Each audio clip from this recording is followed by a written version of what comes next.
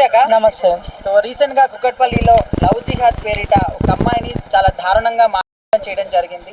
అయితే ఇది చాలా మంది కూడా అనసూయ కావచ్చు లేకపోతే చిన్మయి కావచ్చు వీళ్ళందరూ చిన్న చిన్న విషయాలకి రియాక్ట్ అవుతారు. మరి ఆడవాళ్ళపైన ఇంత దారుణంగా చేస్తుంటే ఎక్కడ పోయారని చెప్పేసి అంటే బేసిక్ గా వీళ్ళకి దారుణాలు అంటే బట్టల గురించో ఏమైనా చిన్న చిన్న విషయాల మీద ఇలా దారుణాలుగా కనిపిస్తాయి తప్ప ఇలాగా ఒక వ్యక్తిని ఇలా చెప్పేయడము ఇలా చేయడం ఇట్లా ఇన్ని చేస్తారు కదా. ఈ మధ్య చట్టాలు కూడా అయిపోయినాయి. చాలా మంది లేడీస్ అక్కడ కూడా రియాక్ట్ అవ్వలేదు. చిన్మయి గారు రియాక్ట్ అవ్వలేదు, అనసూయ గారు రియాక్ట్ అవ్వలేదు, మన నాగబాబు గారు రియాక్ట్ అవ్వలేదు. ఎవరెవరైతే మనం రియాక్ట్ అయ్యారో వాళ్ళు ఎవరు రియాక్ట్ అవ్వలేదు. అంటే ఏం చేస్తున్నారు? మీరు రియాక్ట్ అవ్వాల్సింది ఇక్కడ కదా. సో ఇలాంటి వాటి దగ్గర మీరు రియాక్ట్ అవ్వకుండా చిన్న చిన్న విషయాల మీద రియాక్ట్ అయ్యి అది పెద్ద ఒక ఫేమస్ టాపిక్ చేసేసి మీరు ఏదో పెద్ద ఫేమస్ అయిపోవాలని మీరు ఏదేదో దాని మీద రియాక్ట్ అవుతారు. మీరు రియాక్ట్ అవ్వాల్సింది ఇలాంటి విషయాల మీద. దీని మీద ఎందుకు రియాక్ట్ అవ్వటం లేదు? మీరు ముందు దీని మీద రియాక్ట్ అవ్వండి. మీకు సమాజం పట్ల అంతా ఉంటే మీకు దీని మీద కదా రియాక్ట్ అవ్వాల్సింది మీరు.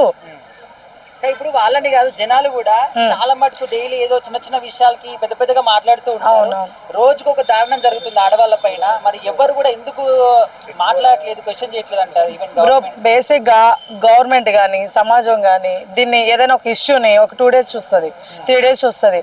ఆ తర్వాత ఏముంది ఇంకో కొత్త టాపిక్ వచ్చిందంటే దాని మీద డైవర్ట్ అయిపోతారు కదా. దీని గురించి మనం పట్టించుకొని ఎందుకు చేయాలి, ఏదైనా సొల్యూషన్ అనేది ఎందుకు ఇవ్వాలి అనే సిచ్యువేషన్ వచ్చేసింది. అర్థమవుతుందా? మన భారతదేశం అనేది ఆ సిచ్యువేషన్కి వచ్చేసింది. ఇప్పుడు మొన్న వైష్ణవి గురించి ఎంతో మంది ఫైట్ చేశారండి. ఇంతవరకు దాని సొల్యూషన్ లేదు. చూసారా మీరు? అంటే ఇప్పుడు పోలీసులు పాపం యాక్షన్ తీసుకుంటున్నారు, వాళ్ళు పట్టేసుకుంటున్నారు, చేస్తున్నారు. దాని తర్వాత ఏంటి, నెక్స్ట్ ఏంటి అనేది ఎవరికి ఏం లేదు. మా అయితే ఇప్పుడు మన మీడియాని ఎవరైనా సరే ఒక వారం రోజులు పట్టించుకున్నారు దీని గురించి. దాని తర్వాత వాళ్ళైనా సరే ఇంకో టాపిక్ వచ్చింది, ఇంకో అపర్ణ వచ్చింది, దాని గురించి మాట్లాడారు, ఇంకోటి వచ్చింది, ఇంకో దాని గురించి మాట్లాడారు. ఇప్పుడు లవ్ జిహాద్ అంటున్నారు.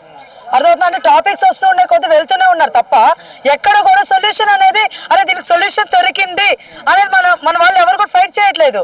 ఒక దాని మీద మీరు గట్టిగా కూర్చొని సొల్యూషన్ దొరికేంత వరకు మీరు ఫైట్ చేయగలిగితే ఇంకో సిచ్యువేషన్ జరగదు అని నా నమ్మకం. అలా మీరు కూర్చోవాలి కదా.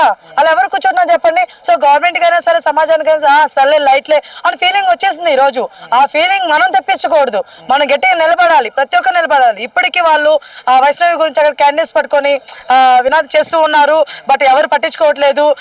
ఇట్లా జరుగుతుంది బ్రదర్. ఇది చాలా ఇదిగా ఉంది. ఈ టైంలో మనకి మళ్ళీ లవ్ జిహాద్ అని చెప్పేసి ఒక హిందూ అమ్మాయిని ముస్లిం అబ్బాయి ప్రేమించి పెళ్లి చేసుకొని ఇట్లాగా మొత్తం మంది అనేది తనకి ఇచ్చేసి ఇట్లాగా వాళ్ళ తరపున నలుగురు మనుషులు తీసుకొచ్చి అమ్మాయిని కొంచెం ఇట్లాగా చేయడం అనేది చాలా రాంగ్. ఆ మాట కూడా నేను చెప్పలేకపోతున్నాను నోట్లోంచి. అది బాధాకరంగా. మోసపోవడం కానీ లేకపోతే అబ్బాయిలు మోసం చేయడం కానీ ఎలా పిక్ చేసుకోవాలి, ఎలా ఉండాలి అంటారు? ఒక విషయం అండి, అది ఎవరు చెప్పలేడండి. అర్థమవుతుంది? ఇప్పుడు వైష్ణవి వాళ్ళ భర్త ఫస్ట్ బాగున్నాడు, నేను చచ్చిపోతాను అమ్మాయి కోసం అన్నాడు, లాస్ట్ చంపేశాడు. అమ్మాయి అనుకుందా చెప్పండి? ఏ మనిషి ఏ టైంలో ఎలా మారుతాడో ఎవరికి తెలియదు. కాకపోతే నేనేమంటానంటే ఇప్పుడు అమ్మాయికి అలా జరిగింది కదా. ఇప్పుడు ప్రతి ఒక్కరు సరే జనాలు ఎవరైనా సరే ఏమంటున్నారు, అసలు ముస్లిం అబ్బాయిని చేసుకోవాల్సిన అవసరం అమ్మాయికి ఎందుకు వచ్చింది, ఆడదాకా ఎందుకు అంటున్నా నేను. అక్కడ వరకు నేను ఎవడు పొమ్మన్నాడు అంటున్నా నేను. అంటే అలా అని చెప్పేసి హిందువులే చేసుకోవాలని నేను అట్లా అనట్లేదు. చూసుకోవాలి కదా. ఇప్పుడు మనకి ఈ కేరళ ఇష్యూలు కూడా తీసుకొస్తున్నారు కదా. కేరళ స్టోరీ గురించి సినిమా కూడా తీశారు. మన వాళ్ళు పుష్పానంగానే ఎగురుకుంటే వెళ్తారు. ఉస్తాద్ భగత్ సింగ్ అంటే ఎగురుకుంటే వెళ్తారు, ఇంకో సినిమా అంటే ఎగురుకుంటే వెళ్తారు. కేరళ స్టోరీలో మనకొద్దు అబ్బాయి, మనకి ఎందుకు అవన్నీ మన జీవితాలు మార్చేస్తాయి కదా. సో ఇలాంటివి వెళ్ళకూడదు మనం. పుష్ప తగ్గేదేలే, ఇలాంటి వాటికి వెళ్ళాలి మన వాళ్ళు. అర్థమవుతుంది? ఇలానే చూస్తారు. బాగుపరిచే సినిమాలు ఎవరు చూడరు. సో కేరళ స్టోరీలు వీళ్ళు సగం చూడలేదేమో అనిపిస్తుంది. ఇవన్నీ ఇలా జరుగుతున్నాయి. కానీ మన మోనాలిసా గారు కూడా మళ్ళీ ఇలానే చేశారు. చాలా మంది ఆమెని ఒక డైలాగ్ చేశారు. ఏంట్రా అంటే అవసరమా అండి అని చెప్పేసి. అవసరమా అన్నప్పుడు నేనేమంటానంటే ఆమె ఫేస్బుక్లో ఎక్కడో చూసి పరిచయం లవ్ చేసుకుందంట. ఇక్కడ మన ముందు ఉన్న పర్సన్కి దిగానం లేదు, మనకి నమ్మాలా వద్దా అని ఆ ఫేస్బుక్లో ఆయన లవ్ చేసిందండి. ఇప్పుడు ఆ సంగతి ఏమవుద్దని భయం వేస్తుంది మనకి. ఏమైనా చూస్తుండే ఫ్యూచర్లో ఆమె ఏమవుతుందని భయం వేస్తుంది. అందులో వాళ్ళ పేరెంట్స్ మమ్మల్ని ఇచ్చేయాలని చూస్తున్నారు మా పేరెంట్స్ అని చెప్పి పోలీస్ స్టేషన్కి వెళ్ళి మరి ఇచ్చేసింది. రేపటి రోజున అమ్మాయికి ఏమైనా జరిగితే వాళ్ళ పేరెంట్స్ దగ్గర రానిస్తారు చెప్పండి? ఈ రోజు వాళ్ళ పేరెంట్స్ అంత వ్యతిరేకంగా వెళ్ళిపోయిన అమ్మాయి రేపైనా జరిగితే తీసుకుంటారా చెప్పండి? ఎంతవరకు కరెక్ట్ ఇది? అమ్మాయిలు కానీ అబ్బాయిలు కానీ ఎవరికైనా ఒకటే చెప్తున్నాను, కొంతమంది మోసగాళ్ళు ఉంటారు, వాళ్ళ జోలికి వెళ్ళొద్దు. మీరు కొంచెం జాగ్రత్త పడండి. అమ్మ నాన్న చెప్పిన మాట కొంచెం వినండి అలా చిన్న విషయం అయితే నేను చెప్తున్నాను. అంతమించి మనం చెప్పలేని జాగ్రత్తలు. కానీ ఒకటే చెప్తున్నాను, ఇవి తగ్గించుకోండి. కేరళ 2 స్టోరీ ఇవన్నీ కానీ ఏమైనా సరే మన కోసం బాగుపరిచే సినిమాలు కొన్ని తీసినప్పుడు అవన్నీ చూడాలని నేను కోరుకుంటున్నాను. ఎందుకంటే వాళ్ళకేమీ డబ్బులు ఎక్కువ అయ్యలేదో తీయట్లేదండి సినిమాలు అనేవి. మనకి సినిమాల ద్వారా కొంచెం ఎక్కుద్ది జనాలకి. మనం నిజం చెప్తున్నాం, మన పక్కన మనిషి చెప్పినా కూడా మనం వినాం, కానీ సినిమాలు చూస్తే కొంచెం ఇన్స్పైర్ అవుతాం. సో అందుకని వాళ్ళ సినిమా రూపంలో మనకు చెప్తున్నారు.